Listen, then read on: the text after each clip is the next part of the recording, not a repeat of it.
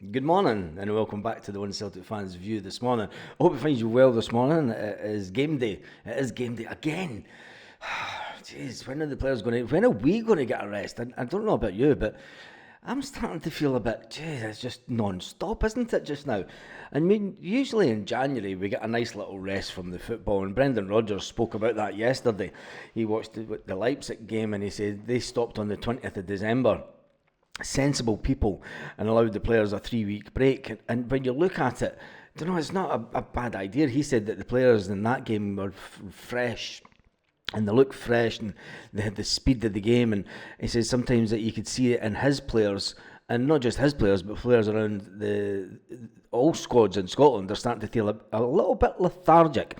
The fact that the SPFL did make announcement yesterday with the key dates for next season. Next season starts on the 2nd and 3rd of August, and then the split happens. The split is just... I wish they would just do away with the split. I think the split is... devalues the league. I'm always one for making the league bigger. I've never hidden away from the fact that I would rather that the league was bigger. I think that playing each other 4 times is just playing into Sky's hands, and for the pitiful deal that Sky does give us, they only want 4 Glasgow derbies. That's all Sky wants, and let's face it, it's past its sell-by date. But anyway, the week 38, the final league match is the 16th and 17th of May 2026, so you can get your holidays booked for the week later. Unless you're going to the Scottish Cup final, which Celtic may be.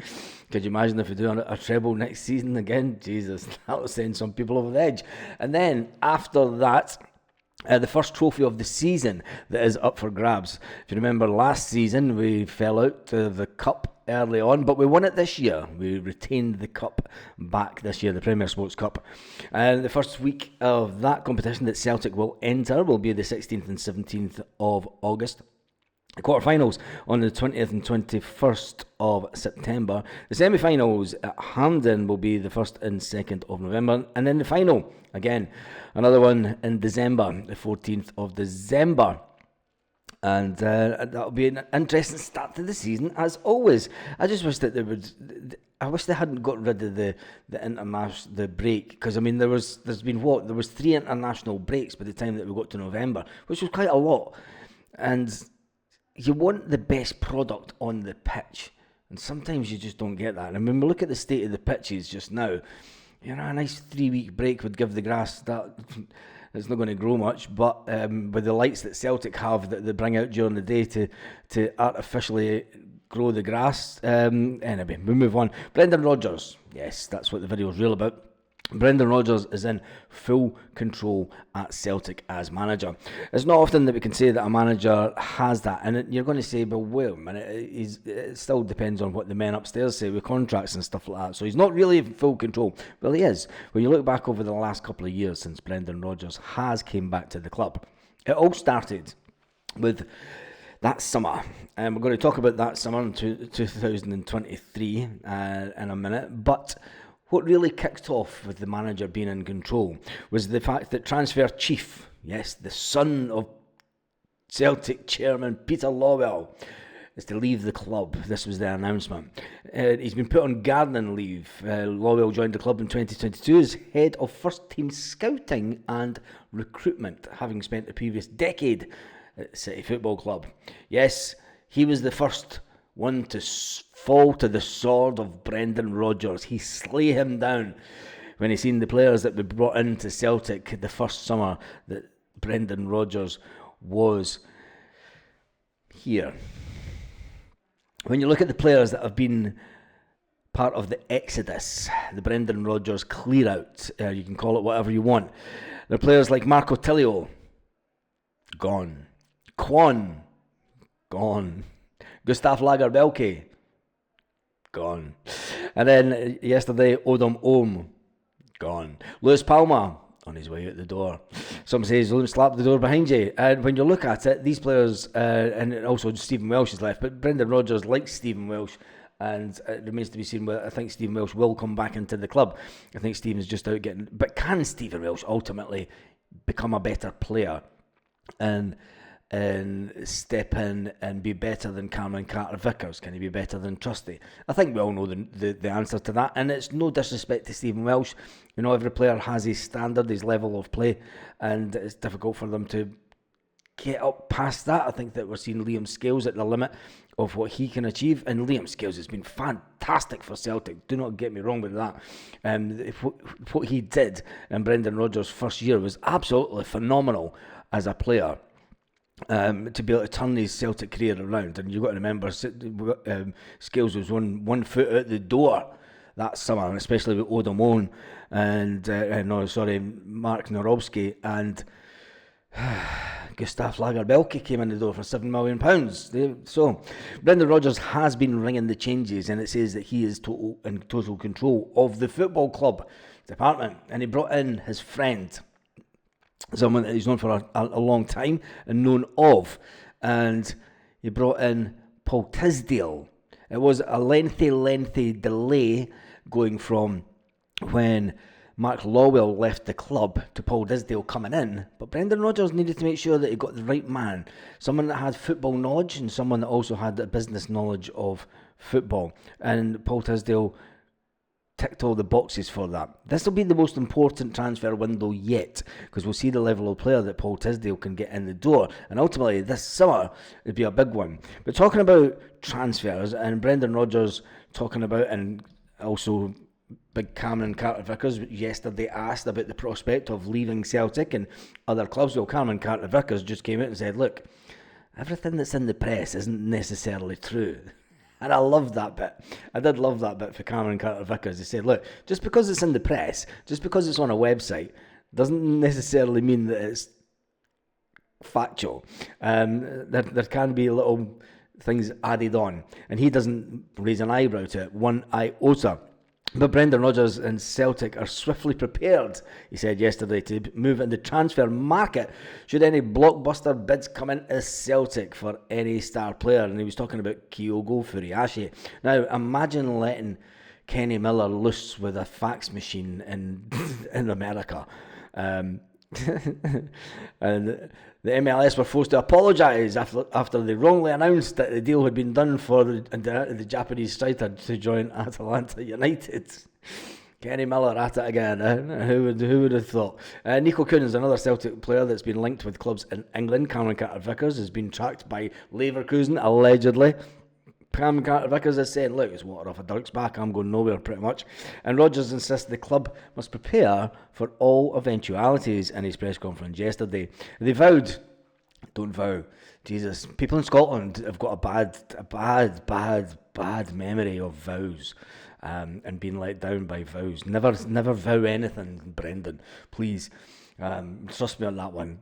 Just ask Gordon Brown. About the vow. Anyway, moving on swiftly.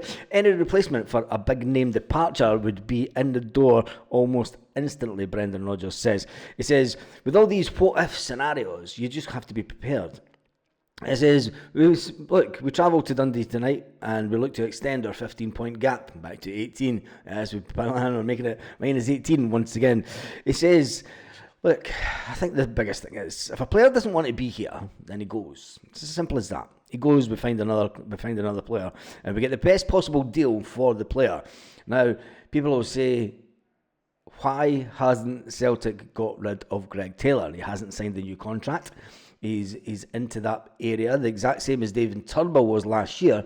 Well, I think the fact of the matter is, and we have to look at the evidence, Celtic and Brendan Rodgers want Kieran Tierney. I think that Celtic are willing to hold on to Greg Taylor until the last minute to see if they can force Arsenal to do a deal in this transfer window. If not, they're willing to take the hit, I think. This is the way it's coming out to me, is they're willing to take the hit on Greg Taylor because they know they're going to get Kieran Tierney for free.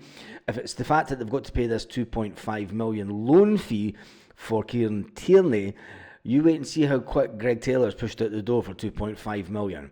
And then that'll balance the books, because that's what Celtic are all about. It's all about balancing the books. Even though the wage will have went up, well, if you look at the players that have left this transfer window, that's a reduction in wages anyway. So, and then with Greg Taylor coming off the wage bill also, it kind of levels itself out. So Celtic, from a financial point of view, are playing a very shrewd game of poker when it comes to the transfer market.